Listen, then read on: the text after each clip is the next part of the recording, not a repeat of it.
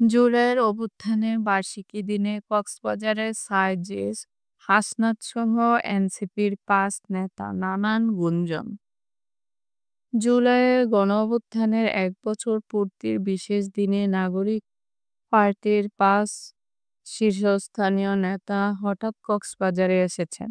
কক্সবাজার বিমানবন্দর সূত্র জানায়, আজ মঙ্গলবার বেলা 11:30টার দিকে ঢাকা থেকে বাংলাদেশ বিমানের একটি ফ্লাইটে এই ৫ নেতা কক্সবাজার বিমানবন্দরে অবতরণ করে।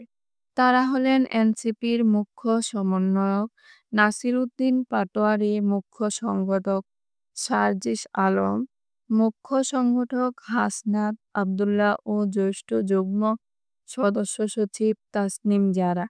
সঙ্গে তাসনিম জারার স্বামী খালেদ সাইফুল্লাহও রয়েছেন। তিনি এনসিপির যুগ্ম আহ্বায়ক। এনসিপির ৫ নেতার হঠাৎ কক্সবাজার আগমন রাজনৈতিক মহলে নানান গুঞ্জন ও আলোচনা তৈরি করেছে। বিমানবন্দর ও সংশ্লিষ্ট সূত্র জানায়, বাংলাদেশ বিমান থেকে অন্যান্য যাত্রীদের সঙ্গে নেমে এনসিপির ৫ নেতা প্রায় ২০ কিলোমিটার দূরে উখিয়ার ইনানী সৈকতে ৫ তারকা হোটেলে sea parks beach resort and স্পাতে যান। হোটেলে মাইক্রোবাসে তাদের বিমানবন্দর থেকে নেওয়া হয়। রাজনৈতিক মহলে গুঞ্জন ছড়িয়ে পড়েছে যে যুক্তরাষ্ট্রের সাবেক বাংলাদেশস্থ রাষ্ট্রদূত পিটার হাসের সঙ্গে বৈঠক করতে কক্সবাজারে গিয়েছেন এই ৫ নেতা।